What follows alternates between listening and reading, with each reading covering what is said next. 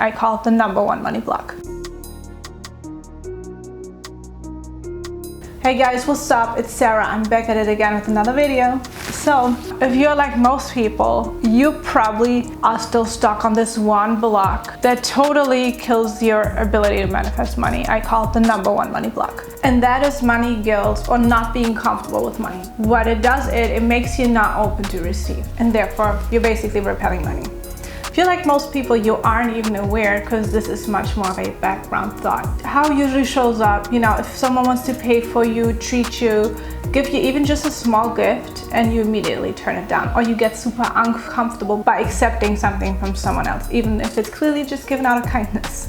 Maybe you think that you want more money in your life, but as soon as you have more in the bank, you start to spend it because subconsciously you're uncomfortable with having money, so you're gonna try to get rid of it. And this happens to so many people. And money guilt will have you think phrases like, okay, no one should have so much money, or money corrupts people. Or if you frequently find yourself hating or talking badly about, the rich, then maybe even if you don't think that money is evil, some people obviously have that belief too, but that's the extreme. But maybe you still have it subconsciously on a level where you don't think money is evil, but still the other stuff that you say has the same end result. And what I found interesting, just recently when a couple of very wealthy folks went down to the Titanic in that submersible. And no, I'm not excusing the CEO, because he cut corners and he was clearly grandiose, but that's a different story. But I was a little shocked when I saw how many people said, oh, I don't feel bad for these people at all because they were billionaires and billionaires shouldn't exist. I mean, it's like, do you hear yourself? And yes, I get it that like certain large corporations have put a bad taste in our mouth, but still on a human level, people were literally laughing and wishing death on these people. And it just says a lot. And I'm pretty sure that majority of these people probably don't have great finances, because it was almost like this fiery hate. You don't have to care, then you don't even comment, then it's whatever, that's different. But to go out there on social media or YouTube and then to spread all this hate and write why these people deserve to die just because they were so rich, I mean, come on. I felt like to all those people, they should probably take a hard look at themselves, because how are you so judgmental about people that you don't exactly know their circumstances of? You don't know which businesses they built, or even if they inherited. But maybe there's still good people that give to philanthropy, you don't know. And again, I'm kind of taking the CEO out of this, because, and I still feel bad for the guy, like I didn't wish death on him, but I mean, he was a clown because he ignored all those safety regulations and he put other people in harm and danger, and he totally downplayed the risk and he ignored all those regulations. So therefore that's different. But again, I'm still not wishing death on the guy. I'm just upset that, like I said, he ignored all those regulations. If you don't care if you die and by doing something stupid is one thing, but if you sell it to other people and don't make them aware of how unsafe this thing is and then they go with you to die, that's different. Getting a little off topic here. The whole point is really that if you find yourself having these conversations frequently, or where you feel, schadenfreude, and you take pleasure in people's death even, well, that's the extreme, or just people suffering just because they were wealthy. I mean, what do you expect? You expect that you're going to be wealthy one day? It's probably not going to happen. And even if you're somewhat well off, let's say you're doing okay for yourself, it will probably still limit you and block you if you put out that much negativity and it's attached to the money subject. And gotta be honest, I completely disagree. Yes, I say that there's definitely a lot of questionable people, and the system is set up not in a very fair way, and it really favors large corporations. And some of these large corporations like Amazon, we all know how they're ran, and that's something different. That's a different discussion. And I feel like if you exploit people, nothing wrong with pointing that out, but I wouldn't blame that on the money. It's just money makes you more of who you already are. So if you're giving someone that's already a bad person before the money, if you give that person that much power, then yeah, you'll get an outcome where people are getting exploited. But there's people that have great things with money, and there's some terrible people that are poor. So I kind of don't even get this whole discussion, to be honest. Again, I totally get the systematic problem, but on a personal level, I completely disagree, because I've met some extremely filthy rich people, and I've known, of course, a lot of very poor people, hood people. And you know, I just completely disagree with the notion of, okay, the richer people are automatically worse. No, that's total nonsense. You know, I've definitely met so many that are good people and give money to good causes, and they're nice people on a personal level. And you know, with poor people, there's also a lot of people that do terrible things.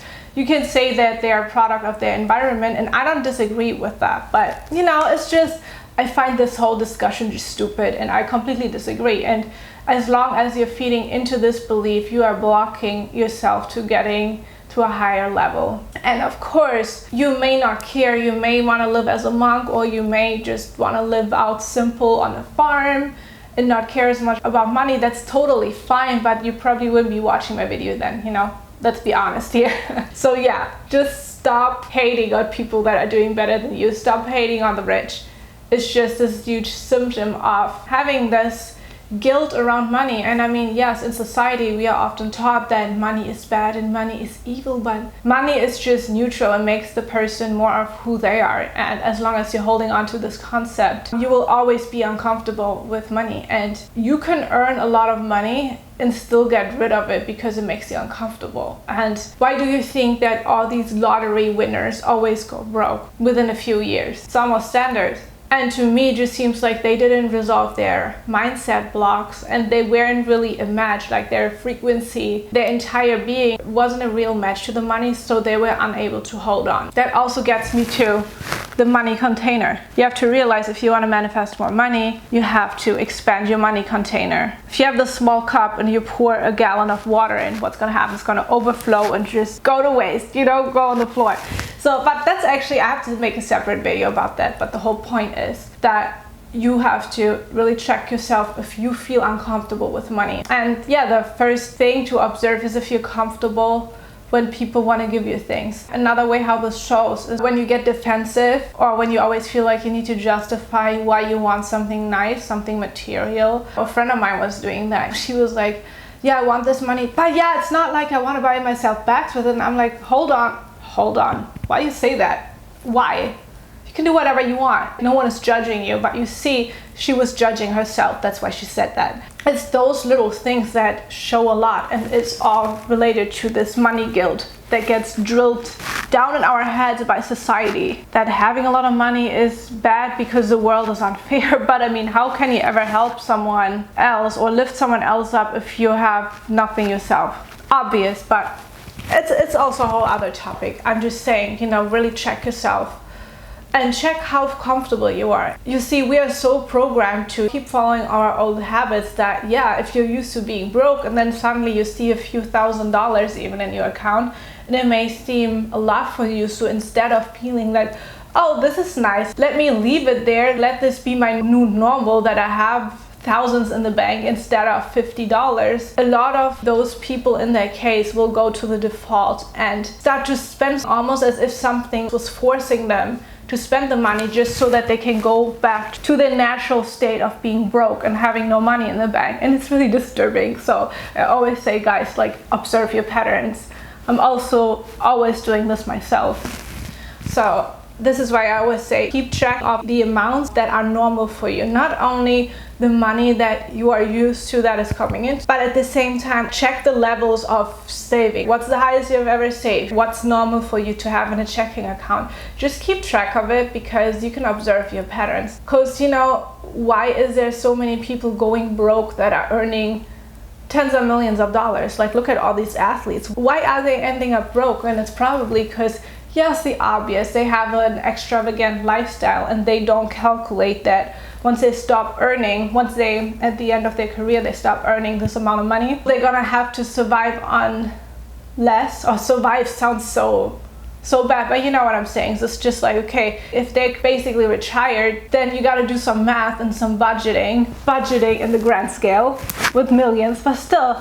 And instead of doing this, I guess they all end up broke. And what does that have to do with what I was talking about? Especially a lot of these, you know, typical black athletes. Most of them didn't come from money, you know, and then they get these contracts making tens of millions, and then they splurge it all, and then it's almost like they go back to their state that they had in the past. Or they keep getting into more and more debt because they're maintaining the lifestyle. But then at this point, it's not real. If you're consistently only going down and you're not even generating the income you were, you're now negative 400 grand, negative 2 million, negative 3 million, and you just keep going like that. I mean, how low do you want to go? And that's, I don't know, I get anxiety just thinking about it. And don't get me wrong, that is different than intentionally taking loans for real estate or whatever. That's different. But I think you know what I'm trying to say, what they're doing with maintaining their lifestyle. So this money guilt and this being uncomfortable with holding on to stuff runs so deep, which is why at every level people have to check themselves. But it seems to be most common or the most extreme with lottery winners and athletes, you know, which is why they all go broke again.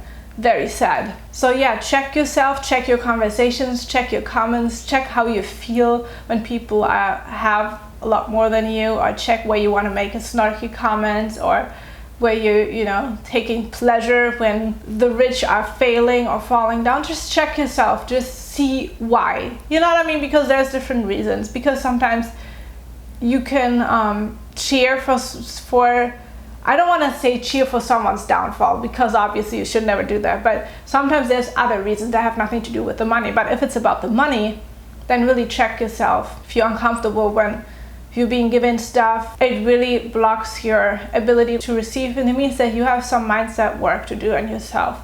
And you have to check where this came from, because usually all those beliefs start in childhood. This is when the stuff starts to get implanted in ourselves. Guys, I hope you found this video helpful. Can't wait to be on here a lot more, hopefully from now on. And as always, if you haven't already, like this video, subscribe to my channel. I just recently released my Money Magnetizer Toolkit, which is a toolkit to streamline the process of manifesting money, especially for specific amounts.